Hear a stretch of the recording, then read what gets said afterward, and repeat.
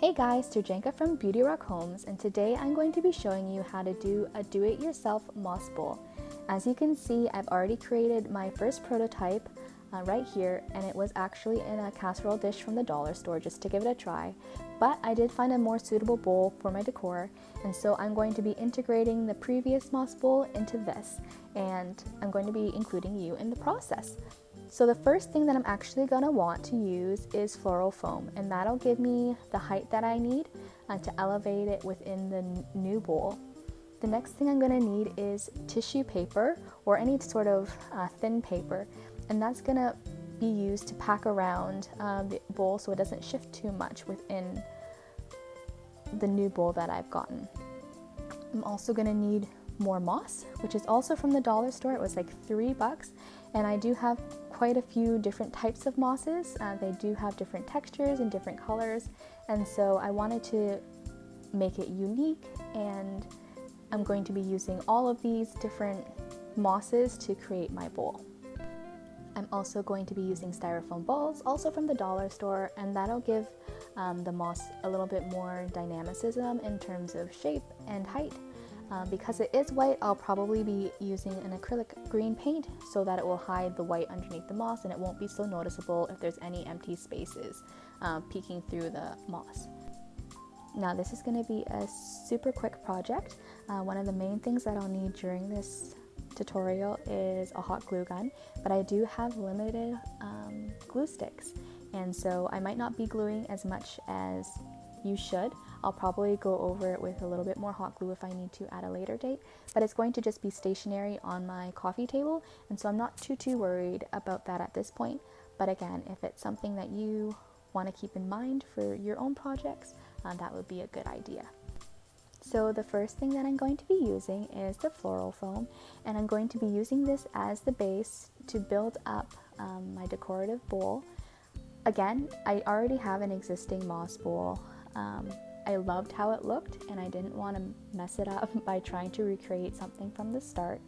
But if you are starting from scratch, you can definitely use this block as well as the styrofoam balls that I showed you previously to glue the moss directly onto. But I'm going to just be using this, and you see how it elevates the bowl, and it'll keep it super sturdy in the new bowl that I've purchased. So let's go ahead and get started. So I'm going to start by trimming the phone so that my original dish sits in line with the top of the new bowl that I purchased. And it's super easy to cut. You can use a steak knife and just trim away the pieces little by little so you get the perfect height. And then you can go in with your paper and fill in any of the gaps and use any of the existing foam that you have and trim it into pieces to make sure that the other bowl doesn't shift. Again, if you're starting from scratch, this step won't be necessary, but if you are using something that's existing already, you're going to want to make sure that you jam pack it in so it doesn't have any movement. My next step is going to be using moss and the styrofoam balls to be filling in any of the gaps so it has a little bit more of a dynamic shape.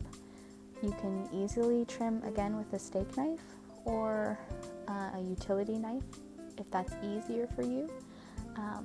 And I'm just going to make sure to give it a little bit more shape, and I'm going to be painting it green again because I don't want the white to peep through, and it's super noticeable when you're hot gluing the moss on top if you miss a spot. But if you do paint it green or use something that's already green, then it won't be so noticeable. Then I'm just going to be going in with my moss and gluing it over. Again, I have quite a few different types of mosses. It gives it a little bit more character, and as you can see, I'm just going in with my green paint again, and I'm painting the rim of the ceramic dish that I had purchased because the white again was super noticeable, and so I just want to make sure that's covered up. The part that should take you the longest is actually gluing the moss.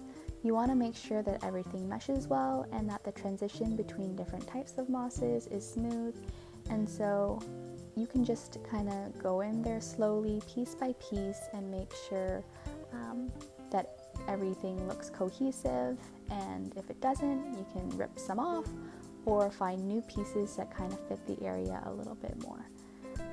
If you are using different mosses like I am, you just want to make sure that there's a good balance between them. As you can see, I'm kind of working in small sections at a time just to make sure I'm getting the exact look that I'm going for. You can layer mosses on top of each other, and sometimes I actually think that's the better approach because it does give it a little bit more texture and character as you do that. You're also going to want to make sure that you fill in all the little crevices because when it is sitting on a coffee table stationary, you do tend to notice all the little imperfections in the piece. And so if you want to just shove some pieces in between the rim and the foam, then that will probably be your best bet in making sure that all of the surface is covered. Now, I did purchase most of my product from Dollarama, so it's a super inexpensive way to make a statement piece. But you can order moss on Amazon. I've also seen different types of mosses at the pet store, so it really depends on what type of look that you're going for. I liked mine to be a little bit more vibrant green, and then I added a little bit more muted branched pieces to make it a little bit more earthy as opposed to uber modern. But again, it really depends on the aesthetic that you're going for.